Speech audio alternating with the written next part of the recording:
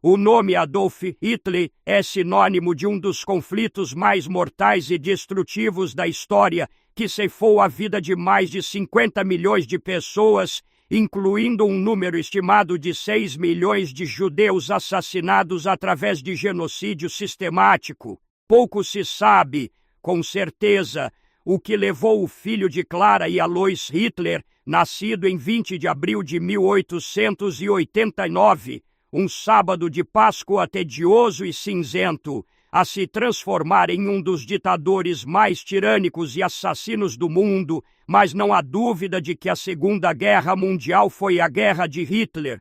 Os planos de Hitler de estabelecer um terceiro Reich ariano de 1000 anos foram postos em ação logo após sua nomeação como chanceler da Alemanha pelo presidente Hindenburg, em 30 de janeiro de 1933. Rapidamente consolidando o poder, ele se nomeou Führer-líder supremo em 1934 e o caminho para a guerra tornou-se claro. O armamento começou em meados dos anos 30, antes do envio de suas tropas à Áustria em 1938 e à Tchecoslováquia no ano seguinte.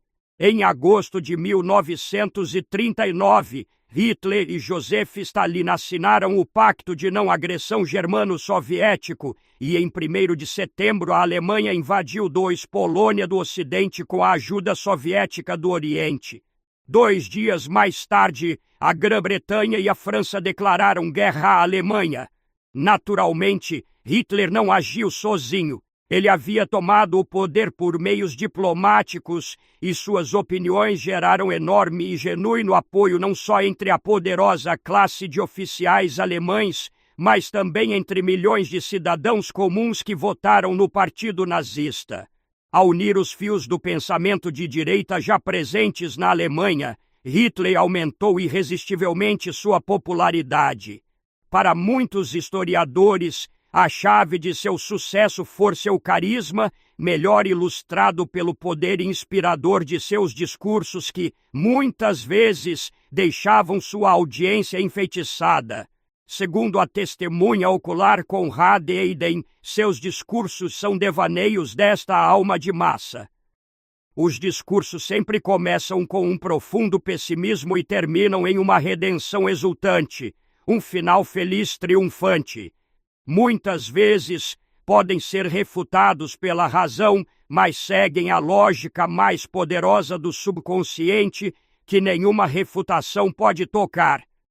Hitler deu discurso ao terror da massa moderna sem palavras. Esta é uma opinião confirmada por Sir Neville Anderson, embaixador britânico em Berlim nos anos 30, que disse: Hitler devia seu sucesso na luta pelo poder ao fato de que ele era o reflexo da mente subconsciente deles, de seus partidários, e sua capacidade de expressar em palavras o que essa mente subconsciente sentia que queria. Através destes discursos, Hitler vendeu uma mensagem simples ao público alemão, oferecendo a redenção nacional e a promessa de uma nova Alemanha com ele como seu líder supremo. Em troca, ele exigiu que todos os cidadãos servissem ao Estado. A democracia e os direitos individuais seriam sacrificados para o bem da nação. A dissidência não seria tolerada. Após a Grande Depressão, a crise econômica mundial que seguiu à queda de Wall Street, em 1929, a economia alemã mergulhou na recessão, minando ainda mais o governo. A fé do povo no capitalismo e na democracia estava evaporando. O sonho de Hitler de uma nova ordem colocar a Alemanha em primeiro lugar, com forte liderança e um fim aos males econômicos, rapidamente se tornou o sonho do povo. Eles se uniram ao Partido Nazista, à Juventude Hitleriana, à Liga das Meninas Alemãs e a outras organizações que compunham a nova Volksgemeinschaft, Comunidade Nacional. Desta forma, a mensagem nazista estabeleceu raízes profundas através de todos os níveis da sociedade. Naturalmente, a propaganda desempenhou um papel importante neste contexto. Para o historiador Karl Bracher, O sucesso da ideologia nazista só pode ser realmente compreendido através de seu uso da mídia e da cultura.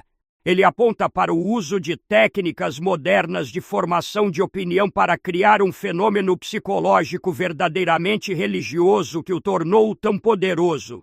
Quando os combates pararam, no início de maio de 1945, foi como se as luzes tivessem se apagado, como se o nacional-socialismo, um movimento político que atraiu um apoio mais amplo do que qualquer outro na Alemanha e que inspirou 6 anos de guerra em todo o mundo, tivesse desaparecido. Como se acordasse de um pesadelo, a população alemã, exausta pela violência e aliviada pelo fim da guerra, reagiu como se Hitler e os nazistas já pertencessem a um passado distante. Uniformes foram descartados, retratos de Hitler foram derrubados e destruídos. Como o historiador Richard Bessel colocou em seu livro Germany 1945, From Artopeace, vindo sobre o choque da violência extrema durante os meses anteriores, o grotesco e sangrento fim do Terceiro Reich minou completamente sua legitimidade e apoio popular ao nazismo. No rescaldo de qualquer guerra, há mais perguntas do que respostas. A fuga dos nazistas da justiça examina essas questões que surgiram em 1945. Como o filho de um oficial austríaco da alfândega de Braunau-Unna se tornou o autoproclamado salvador da Alemanha, deu origem a um partido político que, em seu auge, ostentava pelo menos 8 milhões de membros e liderou um exército de 18 milhões de soldados em uma guerra pelo domínio mundial. Como este homem, descrito como um recipiente vazio pelo historiador Ian Kershaw, teve um impacto histórico tão imenso?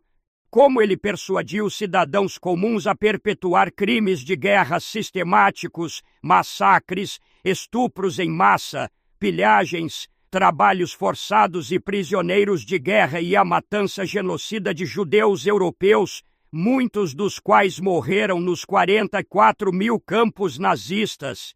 O livro também examina o que aconteceu com os nazistas que sobreviveram à guerra, particularmente os muitos milhares implicados em crimes de guerra. Quem deveria ser considerado responsável? Onde se poderia encontrar justiça? Como as punições foram feitas para se adequar aos crimes? Para onde foram todos os nazistas? Com o fim da Segunda Guerra Mundial, há mais de 75 anos, quaisquer nazistas que permaneçam nas listas de procurados estão na casa dos 90 anos. O livro termina examinando os julgamentos mais significativos do pós-guerra, à medida que a Alemanha se aproxima rapidamente do momento em que não haverá mais indivíduos para processar pelos crimes do Holocausto.